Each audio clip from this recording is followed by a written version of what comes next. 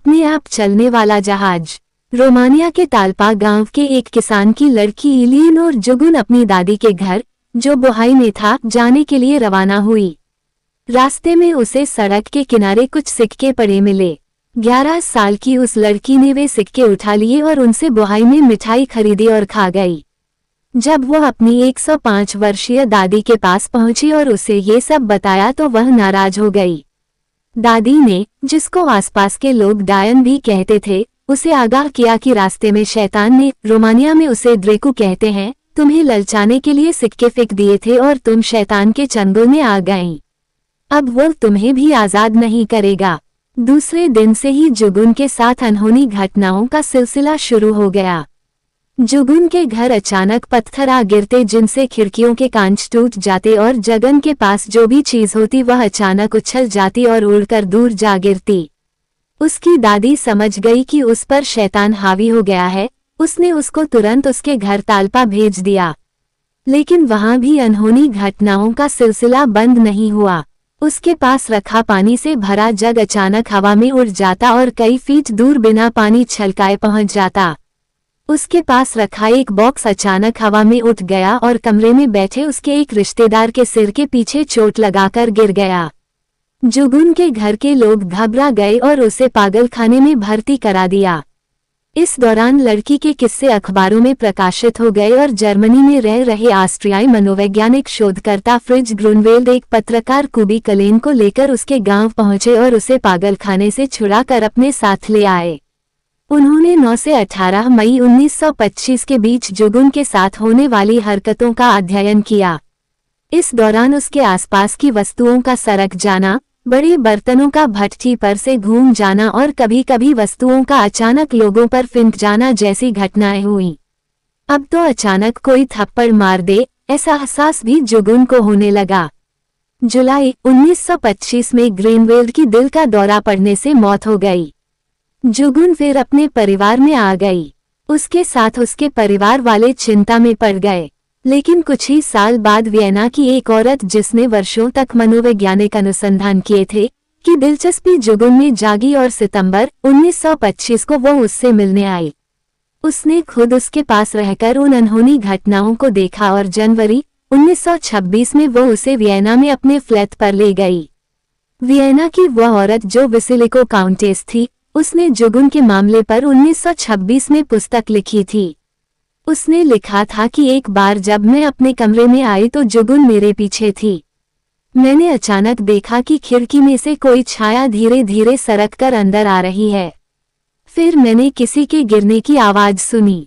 मैंने देखा कि कमरे में एक छोटा सा बॉक्स पड़ा है जिसमें पादरियों के पहनने के टोप भरे हैं। उन्हीं में से कुछ टोप बाहर भी बिखरे पड़े थे, लेकिन मुझे नहीं पता कि वह आए कहाँ से थे।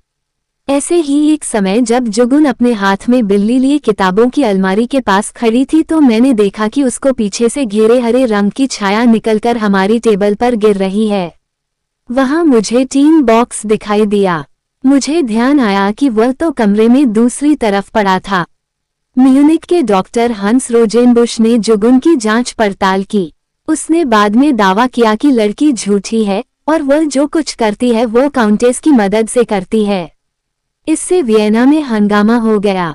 एक अन्य डॉक्टर हेरी प्राइस ने भी जांच पड़ताल की और उसने कहा कि इन अनहोनी घटनाओं का सिलसिला तब भी जारी रहा जब काउंटेस मौजूद नहीं थी और जुगुन को बंद कमरे में रखा गया था। इस पर वियना के कई प्रमुख वैज्ञानिक और डॉक्टर उसकी जांच पड़ताल में जुटे और उन्होंने माना कि जुगुन की उपस्थिति में ही अनहोनी घटनाएं होती हैं। काउंटेस ने रोजेनबुश पर मानहानि का मुकदमा किया, हालांकि वह तकनीकी कारणों से खारिज हो गया। यह विवाद शायद आगे भी चलता, लेकिन 1927 के 14वें जन्मदिन के बाद जब उसे पहली माहवारी हुई तो इन अनहोनी घटनाओं का सिलसिला बंद हो गया। इसके बाद वह रोमानिया में हेयर ड्रेसर का काम करने लगी और उसके साथ कई अनहोनी घटनाओं के किस्से वर्षों तक लोगों में चर्चा का विषय बने रहे। अमेरिका में प्रेतों से अभिशप्त कई मकान हैं जहां लोग प्रेतों के भय से रहना ही नहीं चाहते। ऐसे प्रेतों से अभिशप्त न जाने कितने मकान आज भी खाली पड़े हैं। ऐसा ही एक मकान है जिसे 18वीं सदी में वर्जीनिया के एक व्यक्ति ने बनाया था। कई वर्षों तक उस भव्य मकान में लोग चैन से जीवन बिता रहे थे, लेकिन एक रात उनके जीवन में एक भयानक चीख ने अशांति पैदा कर दी। उस भयानक चीख से आतंकित होकर लोगों ने उस मकान को खाली कर दिया। फिर धीरे धीरे वह भव्य मकान खंडहर में तब्दील होने लगा। 40 वर्ष पूर्व इस भव्य मकान की मरम्मत कराई गई और फिर उसमें लोगों ने रहने का साहस किया। लेकिन जैसे ही उन्होंने उस मकान के भीतर कदम रखा, एक महिला की भयानक चीख ने उनके दिल को दहला दिया।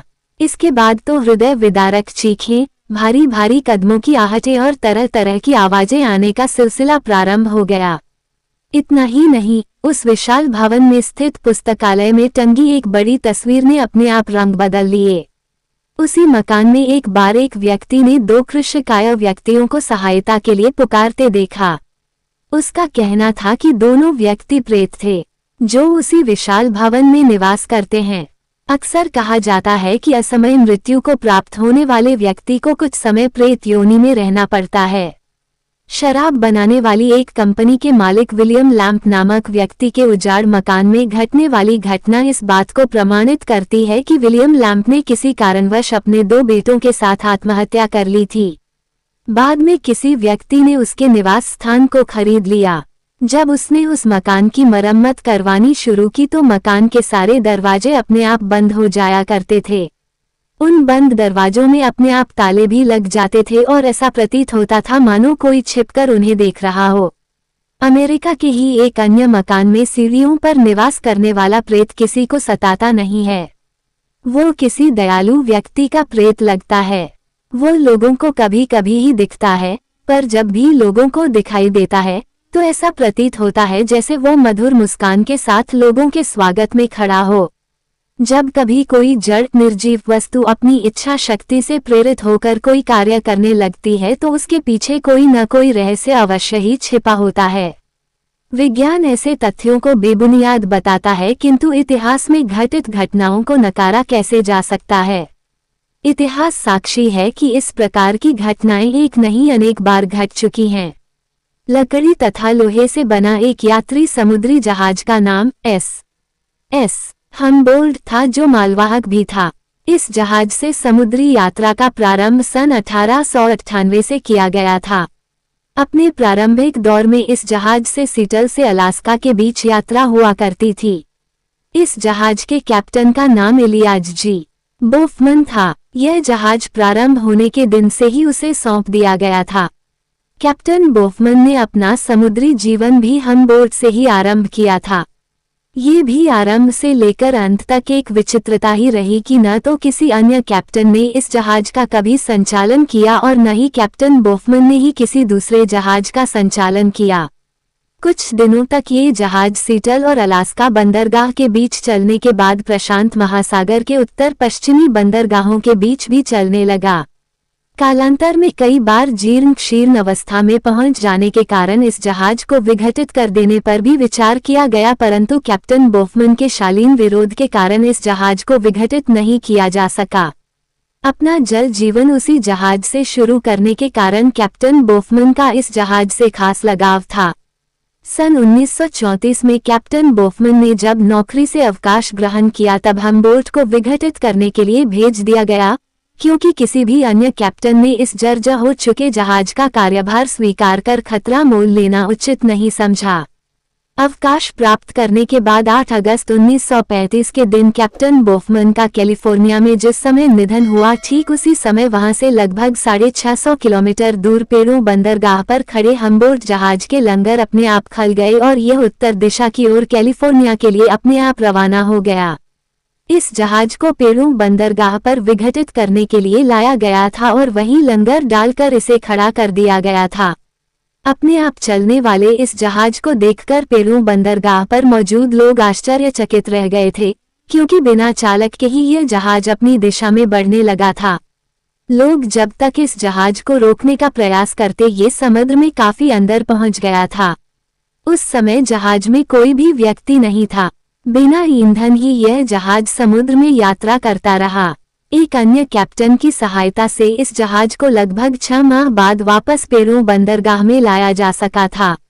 जहाज के अपने आप चलने की घटना की जांच करने के लिए जांच कमीशन नियुक्त किया गया, परंतु नतीजा शून्य ही रहा। अंत में यही मानकर संतोष कर लिया गया कि कैप्टन बोफमन की आत्मा से इसका गहरा संबंध था, इसलिए उसे अंतिम विदाई देने के लिए जहाज सारे लंगरों को तोड़कर बिना तेल कोयले के अपने आप चल दिया था। इसी सीटल बंदरगाह की एक और घटना है। कैप्टन मार्लिन ओल्सेन नामक एक मछुआरा विगत अनेक वर्षों से लीलायन नामक अपनी नौक की सहायता से साल्मन मछलियों का शिकार किया करता था। उसने जीवन भर अपनी उसी नौक से मछलियों का शिकार किया था। मार्लिन ओल्सेन जब बूढ़ा हो गया और शिकार के लिए उसका जाना संभव नहीं रह गया तो उसने अपने पेशे से अवकाश ले लिया। मोहवश उसने अपनी प्रिय नौक को समुद्र तट से कुछ दूर अपने निवास स्थान के निकट बालू में रख छोड़ा। 10 वर्षों तक वह नाव खुले आकाश के नीचे रहने के कारण जीर्ण शीर्ण होकर बाल में धंस गई थी। जिस दिन ओल्सेन का देहांत हुआ उस दिन समुद्र अपेक्षाकृत शांत था। किसी तरह का तूफान या ज्वार भी नहीं आया था, परंतु अप्रत्याशित रूप से वह नाव बालू से अपने आप निकलकर समुद्र में चली गई और समुद्र में अपने आप तैरने लगी। 3 दिनों तक वह नाव बिना किसी नाविक के समुद्र में घूमती रही और उसके बाद आयरलैंड के तट के निकट उस स्थान पर जाकर खड़ी हो गई जहां ओल्सेन को दफनाया गया था। समुद्र में लहरें आती रहीं किंतु वह नाव बिना किसी सहारे के उसी स्थान पर 12 वर्षों तक खड़ी रही। ठीक 12 वर्षों के बाद उसी दिन जिस दिन ओल्सेन का देहांत हुआ था, वह नाव पुनः समुद्र के रास्ते स्वयं ही चलकर उस स्थान पर पहुंच गई जहां ओल्सेन ने उसे रखा था। इस घटना के बाद लोगों ने देखा कि ओल्सेन का ताबूत उसी नाव के बीच में रखा था, जबकि ओल्सेन को आयरलैंड के निकट दफनाया गया था। जो लोग मरणोत्तर जीवन में विश्वास करते हैं वे मानते हैं कि मरने के बाद सूक्ष्म शरीर कई बार तो जन्म ले लेता है, किंतु कई बार वह बहुत समय तक पुरानी वस्तुओं, पुराने व्यक्तियों तथा पुरानी परिस्थितियों के साथ अत्यधिक मोह बढ़ जाने के कारण उन्हीं में रहना पसंद करता है। तो आइए इस कबाड़खाने के नगाड़े से संबंधित भूत का रहस्य जान लें। जोसेफ ग्लेनविल इंग्लैंड की रॉयल सोसाइटी के फेलो रहे थे। वे एक प्रामाणिक और सम्मानित नागरिक थे। उन्होंने अपने एक संस्मरण में इस घटना का उल्लेख किया है। जोसेफ के अनुसार इंग्लैंड के विल्टशायर नामक स्थान पर नियुक्त एक न्यायाधीश की अदालत में एक विचित्र केस आया। हुआ ये कि एक अर्धविक्षिप्त सा व्यक्ति कहीं से एक पुराना नगाड़ा खरीद लाया। नगाड़ा क्या खरीद लाया, वह उसे सड़क पर खड़ा होकर विचित्र ढंग से बजाता, भीड़ इकट्ठी करता और पैसे बटोरता था। पुलिस ने उसे रास्ता रोकने और अवांछनीय भीड़ एकत्रित करने के आरोप में पकड़कर नगाड़े सहित उक्त अदालत में प्रस्तुत किया। अदालत ने उसे सिर्फ चेतावनी भर देकर छोड़ दिया और साथ ही उसके पुराने कबाड़खाने के नगाड़े को जब्त करने के आदेश भी प्रदान किए।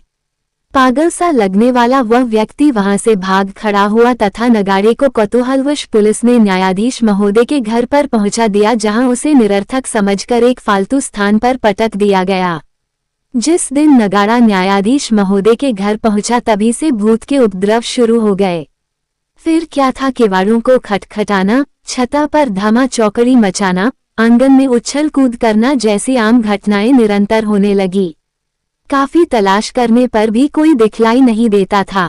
स्वयं प्रयत्न करने और नौकरों की सहायता लेने के बाद भी जब इस अदृश्य उपद्रव का समाधान न हो सका तो पुलिस की सहायता ली गई, किंतु पुलिस देखते सुनते हुए भी कुछ न कर सकी। एक दिन न्यायाधीश महोदय ने देखा कि किसी हटे कट्टे आदमी ने जोर का धक्का देकर किवाड़ खोल लिए हैं। किवाड़ों की चटखनी टूट गई और वो मजबूत व्यक्ति ओवरकोट पहने हुए घर में भीतर घुसता ही चला आया। आंगन से होता हुआ वह सीढ़ियों से छत पर जा पहुंचा। आश्चर्य की बात यह थी कि घर वालों को ओवरकोट तो आंखों से दिख रहा था, किंतु उसे पहनने वाले के हाथ, पैर, चेहरा आदि सब कुछ नदारद था। आंखों देखी इस घटना के कारण न्यायाधीश महोदय ने इसे भूत की ही करतूत मान लिया। अब वे इसका समाधान ढूंढने लगे। जब न्यायाधीश महोदय ने काफी प्रयत्न किया तो एक कोने में कबाड़खाने का वह नगाड़ा ही उन्हें संदेह की ओर ले जाता नजर आया, जिसे एक विक्षिप्त व्यक्ति द्वारा छीना गया था। आखिरकार उन्होंने उस नगाड़े को वहां से हटवा दिया। जब से नगाड़ा वहां से हटाया गया तभी से भूत के उपद्रव भी समाप्त हो गए। इतना ही नहीं, उस पागल व्यक्ति का भी पता लगाया गया तो ज्ञात हुआ कि वह सदा से ही विक्षिप्तावस्था में नहीं था। सस्ता माल देखकर कबाड़खाने से वह इस नगाड़े को खरीद लाया था। जिस दिन से उसने ये खरीदा था तभी से पागल होकर भीड़ इकट्ठी करने लगा था। जिस दिन से यह नगाड़ा जब्त किया गया वह पुनः सामान्य स्थिति में पहुंच गया और मोक्सन के घर में भी शांति छा गई। इस प्रकार समझा गया कि नगाड़े के असली मालिक की प्रेतात्मा भूत बनकर अपनी प्रिय वस्तु नगाड़े से चिपक रही है और वह जहां पर भी पहुंचा उपद्रव निश्चित रूप से हुए।